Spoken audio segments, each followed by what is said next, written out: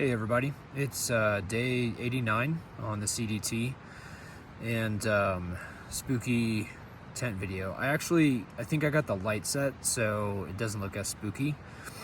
Today was an interesting day. So it rained last night. You got to hear that in the previous video, and the hail and all that fun stuff. Unfortunately, because it rained so late in the evening, the water wasn't gonna dry overnight. I think this morning or last night, a dew fell over everything because the temperature had dropped so much, and the heat from the ground met it. And so it rained. After it finished raining, there was a light wind that actually dried most of my rainfly, like the outside of it. And I was outside stretching and cooking and blah blah, and I went to bed with my rainfly probably 70% dry. I woke up, there was condensation on the inside of the rainfly, so that's going to make it wet. But when I got out of the tent, there was water on the outside of it, so that's why I think there was dew in addition to the rain. And so because the temperature dropped so much with the rain, nothing was going to dry. And then when the dew came, that's not going to dry in addition to the rain.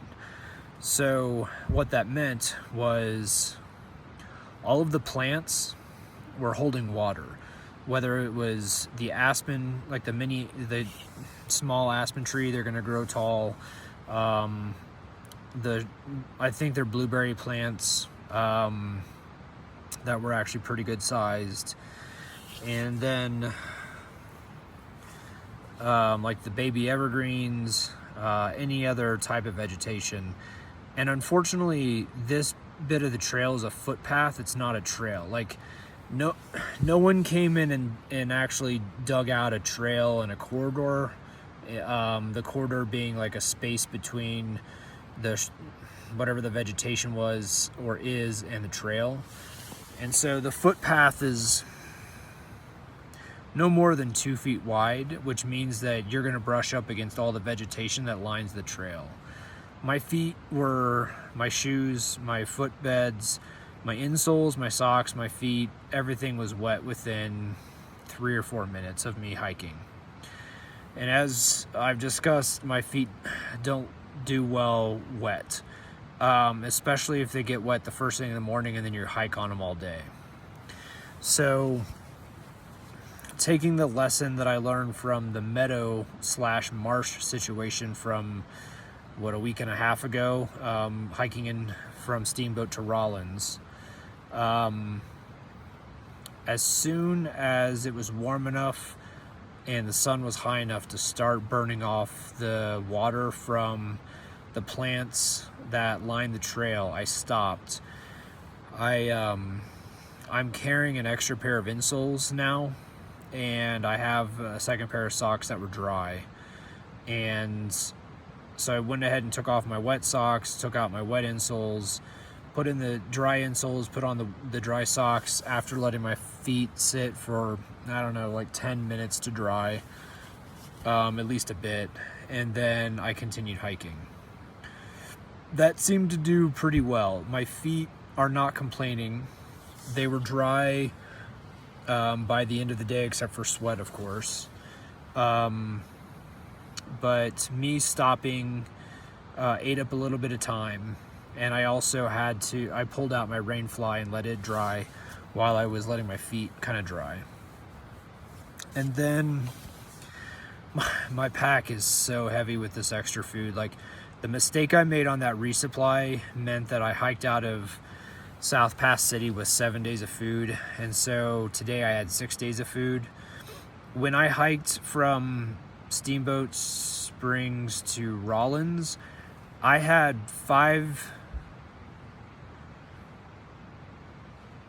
let me make sure I get this right. I had 6 days of food, but 5 dinners. Because that 6th day I was going to get into town, and I didn't have afternoon snacks for that 6th day. So I basically had 5.5 days of food for the 6 days that I hiked between Steamboat and Rollins. The difference between 5.5 days of food and 7 days of food is quite a bit. In addition, I hadn't quite transitioned to the fact that we have water quite frequently, like every few miles, every couple miles, whatever it is. So I was carrying heavy water. Water is heavy. I was carrying a lot of water. When I hiked out of South Pass City yesterday, I think I had a liter in my Nalgene, 2 liters in my Camelback, and then an extra liter because there was a spigot at South Pass City, so I didn't have to filter it. It was potable water. So 4 liters of water is about 9 pounds. And then I had 7 days of food. This morning when I got up, I didn't carry as much water. I had 2 in my Camelback, and I had a liter of electrolytes in my Nalgene. So 3 liters of water, or liquids. And I now had 6 days of food because I had eaten yesterday. But it wasn't actually 6 days, it was 6.5. Because when I got to South Pass City, half the day had already been gone because I had hiked 12 miles to get to South Pass City, which means that that breakfast and that lunch food was already in my pack. Like I had included it in the Rollins resupply. So the full 7 days of food at South Pass City, I only used half of it. I used the afternoon snacks and the dinner, which means that this morning, instead of 6 days of food, I had 6.5 days of food. So it was a heavy pack. We had blowdowns, so trees that had blown down across the trail. Someone had come in and done some considerable work to clear a lot of the blowdowns. I can't imagine this trail, like how long it would take to hike the 21 miles I did today, which is low, but I would have probably only gotten like 16 or 17 miles if the blowdowns were still across the trail. Fortunately, they weren't. It looked like a crew came in just recently. It might have been within the last week because there was still sawdust, like fresh sawdust on the ground, and the cuts were fresh on the trees. They weren't weathered at all. So that was great, except there was one section that had some blowdowns. And then I am now on the Cirque of the Towers alternate. It's an alternate similar to the Gila alternative, where the views are supposed to be absolutely spectacular. Unlike the Gila, both the CDT proper and the Cirque have plenty of water. So it's not a situation where it's a no-brainer to take the Cirque of the Towers because you want water. You can take either the CDT proper or the Cirque. I took the Cirque because I want to see the views. Again, I think I mentioned in a previous video, I made a decision before I started hiking that I was going to take alternates because I wanted to see something, not avoid something on the CDT. Like if the CDT is difficult or rough, I'm going to hike through it because that's the experience. I don't want to avoid things. So this alternate is beautiful. However, it's not the official CDT, which means that it appears no one's come in a while to clear the blowdowns. So there was a section of the CDT that had about a dozen areas with blowdowns that kind of slowed me down today. And I got through that, and then I got on the alternate, and the first 1.8 miles was murder with the blowdowns. It felt like every 30 paces you were hitting a blowdown, and they weren't like just nice trees laying on the trail that you could step over. I mean, these were like gnarly blowdowns with like 2 or 3 trees, and all the limbs are sticking up, like no one's come through to trim the limbs, let alone the trees themselves. So that also slowed me down, and so I had a low mileage day because of the weight of the pack, the blowdown situation, and having to stop to let some stuff dry out. like even at lunch, I took off my shoes and let my feet dry out, and I pulled all the insoles and socks out and let everything try to dry in the sun. So what that means is I was trying to average 25 miles a day to get to town on Wednesday. So now I'm behind a few miles. So it'll be interesting to see what the rest of the cirque is. I think it's like 17 miles left, but I think we have an ascent up to 11,000 feet. Today we ascended up to about 10,100 or 200 feet before we got to the alternate. So tomorrow we're going up to at least 11, and I don't know how many climbs there are. The one bad thing about the app that we use is if we choose to take an alternate, we don't get an elevation profile of that alternate. And so we can't really predict how aggressive a day it's going to be. So who knows, maybe I get past that first climb or that big climb, and then everything else is pretty flat or straightforward, and I can have a big day tomorrow and catch up some of the miles. So we'll see what happens.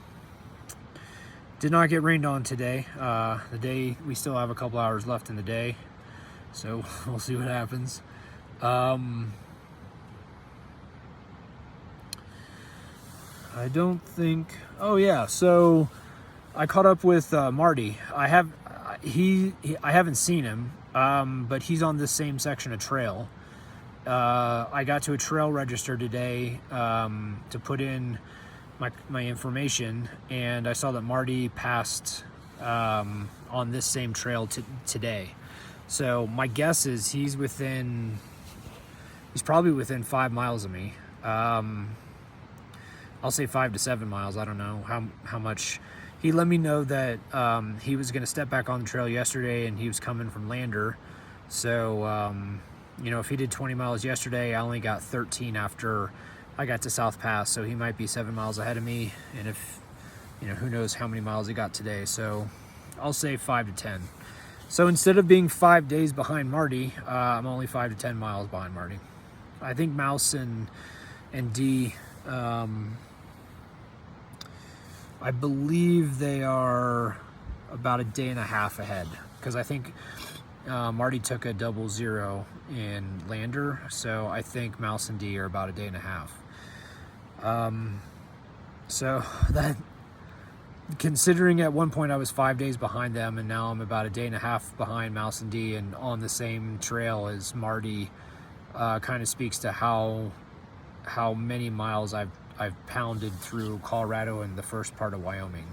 So my plan is actually to take a 00 in Pinedale and give myself a little rest and relaxation for 2.5 days, and eat town food for 2.5 days, and make sure like all my resupply and all that kind of stuff is square. I need to do a double check after the snafu. So what else happened today? I saw a buck. He's a healthy buck. He was right by the trail, quiet as could be. He was camouflaged very well. I didn't see him. I was saying, hey bear, or yo bear, to let the animals know I was coming, because we're hiking through like wooded areas. And he waited until I was probably 10 to 15 feet away from him before he jumped out. It was an 8-point buck, and his antlers still have the fur on it, the fuzzy stuff. So he's still growing his antlers, but he looked healthy and spry. I think that's about the only animal I saw today, besides mosquitoes, flapjack fools. They're horrendous. A message or a note to my friend Charlie. Charlie, I know that you have talked to me about the Appalachian Trail, and some other people on this trail have said, well, once you finish 2 of them, you're going to start thinking about the Triple Crown. But man, hiking through a forest today, especially one that had rain and hail, and then the sun came out and baked it, and so it was hot and muggy through the forest, and there's biting flies, so like horse flies and regular flies, and mosquitoes were horrendous all day today. And there's sections of like you have to check for ticks. I have no desire to do the AT. Charlie, maybe you can sell me on it one of these days, but hiking through woods, like hot, muggy woods, and the AT is going to be humid too. So like hiking through hot, muggy, humid woods with ticks and mosquitoes and regular rain, and you never get to see anything because you're hiking through woods like the Green Tunnel. There's a reason I live in Colorado. I love the high views. I love being able to see where I'm hiking, like where I'm going. I absolutely love the, man, there's a reason why I keep camping like on ridges or high points, like even if there's going to be wind or weather or whatever, because I just love those views. I love being high in elevation. So hiking through this forest, and like there's, I don't know if you can hear it in the video, but there's like a roaring river right over there, and the mosquitoes at this campsite are just absolutely horrendous. Like the last 2 miles I put on my rain pants and my wind shirt, and the only skin that was exposed were my hands and my face. So and they were still trying to get to that. So